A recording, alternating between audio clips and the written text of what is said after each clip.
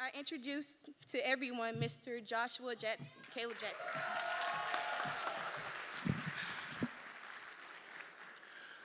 Thank you so much. Good evening, Sumner staff, faculty, special guests, but most importantly, the class of 2017. I like that.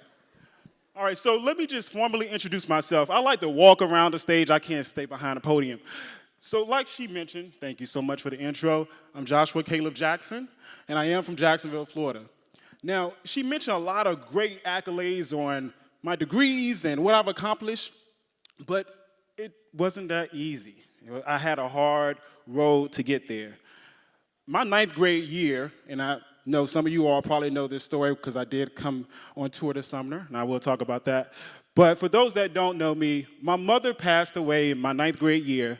I was 14 years old, my sister was 9, and my mother was 37 years old. She had cervical cancer, it was terminal. So just imagine all the thoughts that's running in my head as a ninth grader. I wanted to commit suicide. I wanted to just end my life. I just wanted to give up. The thing that kept me motivated was my mother. She always instilled great values, great morals in my life, and I did not want to just shun that away. I wanted to make her proud and make myself happy.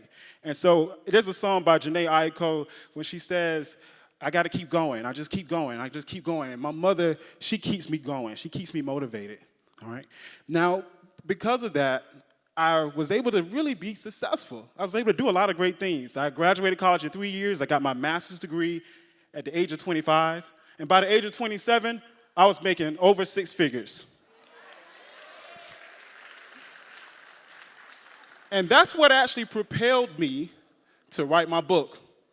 And the book, for those that don't know,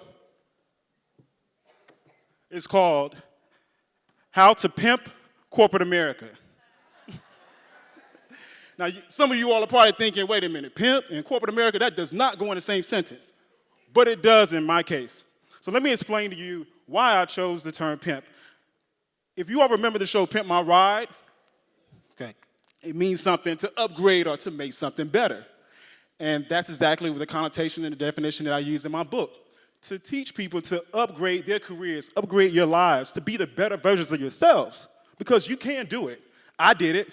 And I just want you all to do it before me, okay? Because I did it at 26. You all can do it at 18, 19, however you are, how old you are, okay? So that was my claim to fame, is that I was able to write this book, and I was able to make 6 figures at a young age. And after that, I was on Fox News, I was on ABC News, I was on all these different television networks showcasing and talking about my book, How to Pimp Corporate America. Now, from that, spun a lot of different things. But what I want to actually talk about and touch is that I came to Sumner High last year, and I talked to a few of you that are in the audience right here. And when I came to Sumner High, I was on, and I actually set a record. I'm the first African-American male to do a motivational speaking tour to 39 states and 88 cities in 6 months.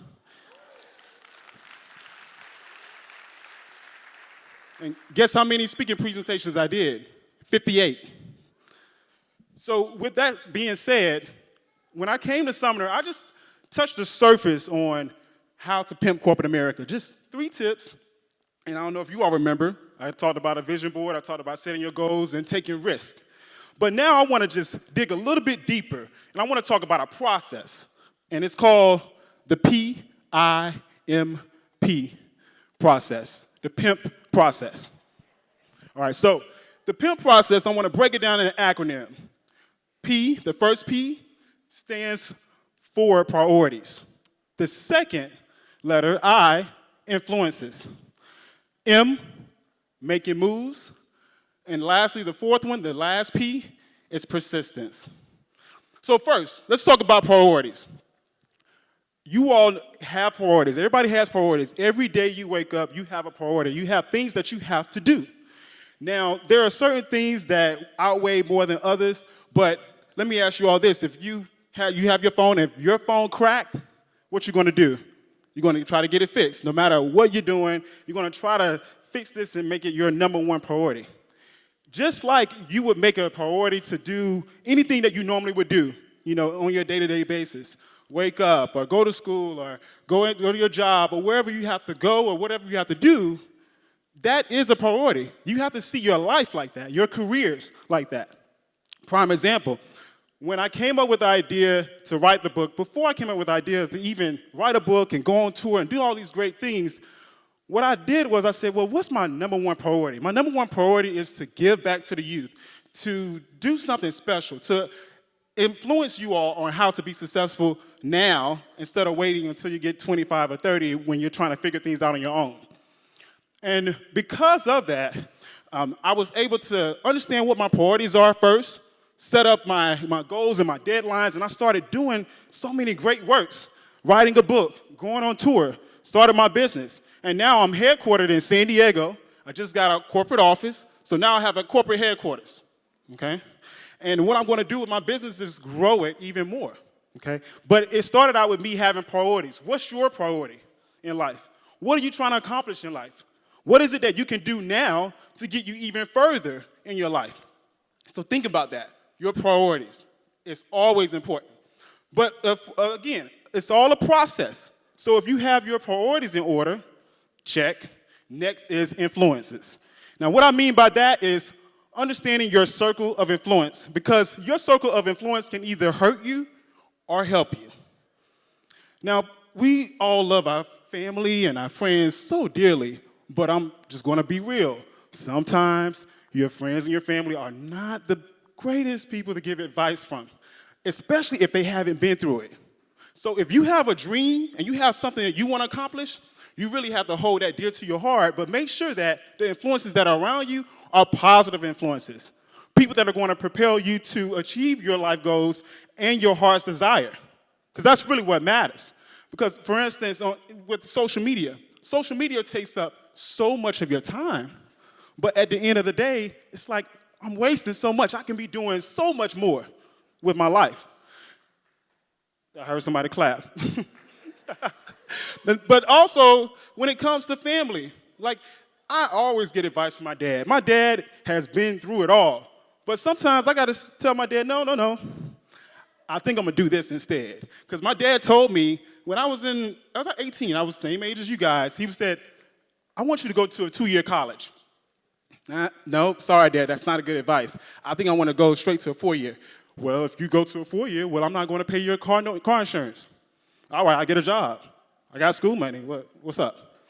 But the thing about it is that he started to understand later on how important that was for me. And he said, when I graduated, because I graduated in 3 years, I put my priority with school first when I went to college instead of drinking and clowning around all the time. And because I did that, my dad congratulated me on graduation day. He said, you know what, son? I was wrong. Yeah? Graduated in 3 years. So the thing about it is that when you understand what your priorities are, nothing's going to change that. When you understand your influences, nothing's going to change that. You have to have positive influences in your life, always propelling you to the next level. So just remember that influences, your circle of influence, will either hurt you or help you. So figure it out now if it's going to help you. All right, the next letter, M, making moves. And I love this because making moves is so important. It's an action step. It's a verb. Move. You have to move. You have to do something. You have to do the work. So not about just priorities and setting it up and having the right influences. Now you have to actually do the work. So not too many people of you all know when I was on tour the struggles that I had. I actually came from making a 6-figure income, and I quit that job just so that I can go on tour to make no figures. Literally, I had a sponsorship that probably paid about roughly $2,000 a month. But the thing about it is that before that, I was making over $6,000 a month. So that's a big jump. So when it comes to making moves, I want you all to understand something. When you have to do the work, you have to sacrifice a lot. Sacrifice maybe your time, the spending habits that you had. And that was my problem. Making the money I was making, I would do everything. I would do anything. Every other weekend, I would go to parties. I would go clubbing. I would drink all the time. I would do a lot of fun stuff. But at the end of the day, I said, that's not really benefiting me in the long run. And I knew that when I went on tour, talking with you guys, I had to cut back on a lot of stuff. So instead of me going out to a nice fancy restaurant, Benihana's or wherever, I wanted to be able to just say, you know what, let me just go to a Walmart, go to the grocery section, make me some sandwiches. That's what I had to do. I also had to just cut down on just going to hotels all the time. They have apps, Airbnb. How many of you all heard of that? Okay, one person, two people, five, okay. Well, Airbnb, let me explain. Airbnb is an app where you can actually stay at someone's house that is renting a room or two for free. So I did that while I was on tour.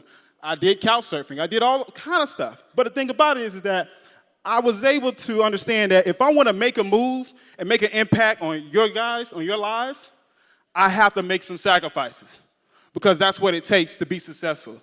And I'm so glad that I made that sacrifice because when I got off tour, man, the different emails and the phone calls and people wanted me to work with them and do speaking engagements and gigs and being able to work as a career coach as well, educate people in their careers and how to be successful and going through that whole process. And that's what I did as far as with sacrificing my time and making moves because honestly, that's the way that you're going to propel yourself to the next level and do something positive in this world, okay? So also with making moves, you want to make sure that you are always on top of like just your reminders, with setting reminders, setting up just deadlines to accomplish things. Don't just say, okay, I'm going to do this and that's it, but you don't even have a deadline so that you can push yourself.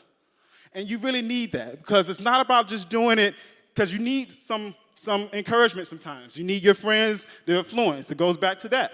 You need people to push you, okay? Lastly, the last P that I want to talk about is persistence. Now, this is always the hardest thing because let's just be real. When you start doing the work, you're going to run into a lot of obstacles. You're going to run into a lot of challenges. But you have to keep going. You have to. For instance, with me, when I was a kid, I always wanted to be an entrepreneur. I always wanted to just own my own business and do different things. So I remember in the summertime, we used to have Kool-Aid, put it in the cup, freeze it, and then once it's done, we'll eat it. Now, some people call it a frozen cup. Well, from where I'm from Jacksonville, Florida, we call that a honey dripper. Have you all heard of that? Probably not. Maybe. So we call it a honey dripper because when you turn the cup upside down, it drips like honey. Yeah. So I know. I'm from the country. But the thing about it is that my dad taught me at a young age to open my own honey dripper stand. Start selling honey drippers in the summer. Then from there, I said, well, you know what? I want to do something else. So I said, Dad, how about I cut the yard, make some money? Because I saw him making $100 a yard sometimes. Let me make some of that money. So I made money, but then my dad got mad because I put in my 2-week notice and resigned. So after that, I said, well, got older. I said, well, let me go ahead and do something else. So I started an event planning company in Atlanta. That didn't go so well, but I learned my lesson. I learned how to be an entrepreneur and how to be business savvy. All right, but from that moment on, I started thinking about other things I started thinking about doing. Like, for instance, I got a certification in Salesforce, which is a customer relationship management web application. And because I got that certification in IT, I was able to start making $50 an hour, $60 an hour on certain projects. And I didn't even have to go into the office. I would just do it from home, wherever I was at. But the thing is that when I did that, my first year in business, kid you not, this was in 2011, $60,000 on top of the money I was making working for another company, where I was able to make basically full-time salary. But I had my business on the side that would work at night, and I would make that extra money. So the potential for you to make money and to be successful, trust me, it's definitely there. And after that, I still had the business, and I still do consulting actually now to this day. But now I focus more on the corporate Pimp Incorporated, where my headquarters is in San Diego. When I was on tour, there were a lot of ideas that I wanted to carry on and I wanted to basically bring to fruition. And most of those ideas are actually happening right now. I translated my book into Spanish. I also am having a comic book series come out called The Adventures of the Corporate Pimp.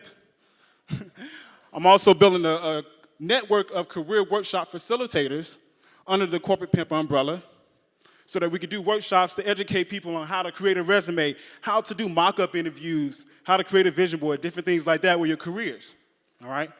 And so that's the thing, as far as with being persistent, you have to just realize that if this is something that I want to do, I got to keep it going, and I got to do it, okay?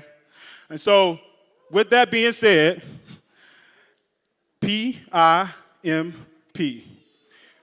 What is it? Priorities, influences, making moves, and persistence. If you got all of that, trust me, you'll be at my level in no time. All right? Thank you. Graduates, to stand up. Give them a round of applause.